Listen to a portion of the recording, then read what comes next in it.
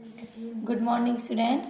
Class 5 chapter 15 घमंडी का सिर नीचा। इस चैप्टर में यह बात कही गई है बेटा कि अगर कोई भी मनुष्य अपनी उन्नति को सबसे अधिक पार कर जाता है, उन्नति प्राप्त कर लेता है और सभी मनुष्य उसकी प्रतिष्ठा, सम्मान और प्रशंसा करते हैं और वह व्यक्ति फिर घमंड के रूप में आ जाता है, लेकिन हमें ऐसा नहीं करना चाहिए। तो इसी प्रकार की स्टोरी, कहानी इसी चैप्टर में बताई गई है। चलिए स्टार्ट करते हैं हम। किसी स्थान पर एक बांस का पेड़ था और उसके समीप मतलब उसके पास ही एक जामुन का भी पेड़ था। जामुन का पेड़ बहुत मजबूत था। उसकी शाखाएं तो आप सभी जानते हैं, उसकी जो डंडियां होती हैं, लकड़ियां होती हैं, उसकी शाखाएं चारों ओर फैली हुई थीं। इसके विपरीत बांस का पेड़ पतला सा तथा लचीला था। इसके विपरीत, ठीक है, लचीला मतलब मुलायम था। जिस दिशा में हवा चलती थी वह बांस का पेड़ भी उस ओर झुक जाता था। एक बार जामुन के पेड़ ने रूखे स्वर में बांस के पेड़ से कहा, तुम तो बड़े आज्ञाकारी हो, मतलब तुम तो बहुत ही आज्ञा मानने वाले हो। तुम हवा की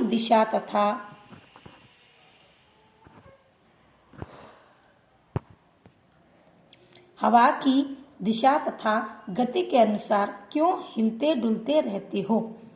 तुम भी मेरी तरह शान से सीधे खड़े रहा करो।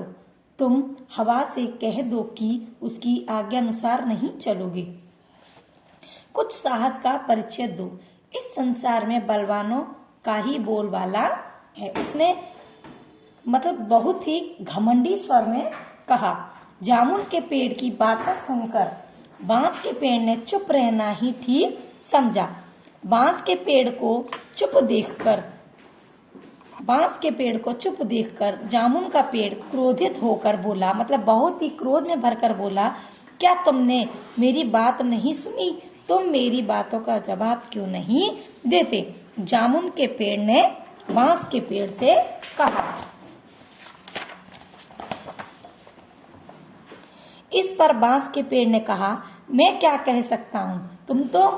तुम तो मुझसे बहुत अधिक मजबूत हो, पक्के हो। मैं तो बहुत कमजोर हूँ। लेकिन मेरी एक बात ध्यान पूर्वक सुनो। अगर हवा बहुत ज्यादा तेज गति से चलने लगे तो उसका सम्मान करना चाहिए, नहीं तो वह एकदम रुक गया।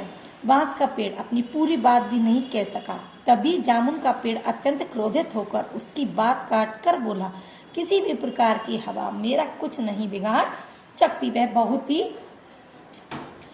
बहुत ही घमंड से बोला। उस समय मंद चल रही हवा ने जामुन के पेड़ तथा बांस के पेड़ के बीच चल रहे संवाद को सुन लिया। हवा जामुन के पेड़ से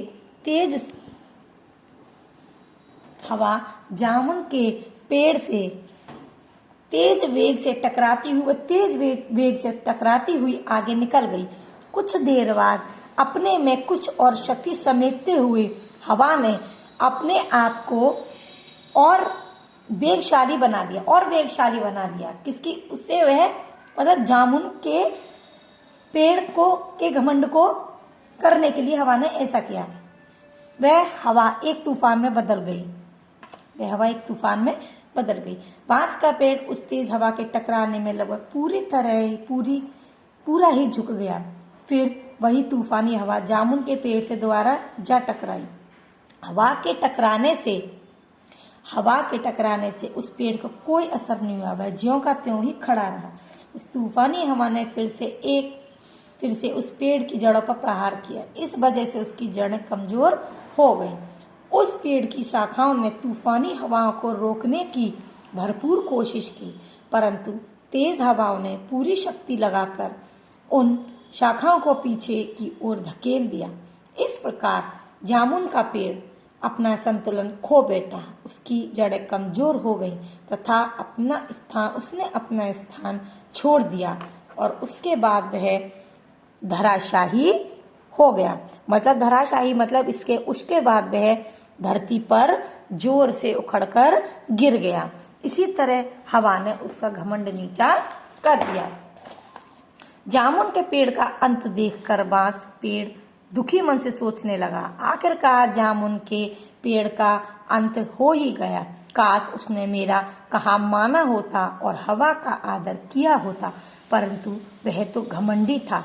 उसे शायद यह मालूम नहीं था कि घमंडी का सिर कैसे नीचा होता है।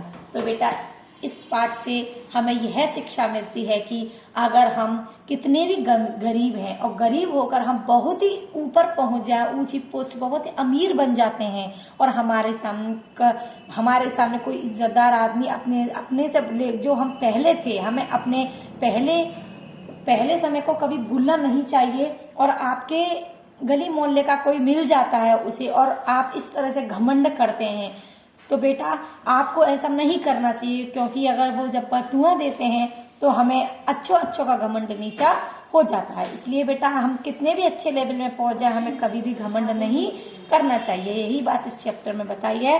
बेटा इसकी एक्सरसाइज आप फिल करने की कोशिश करेंगे, ठीक है? आप खुद कोशिश करेंगे एक्सरसाइज फिल करने की। अगर कोई भी टॉपिक आपको समझ में नहीं आता है तो आप मुझसे कॉल करके पूछ सकते हैं। ओके बेटा, थैंक यू।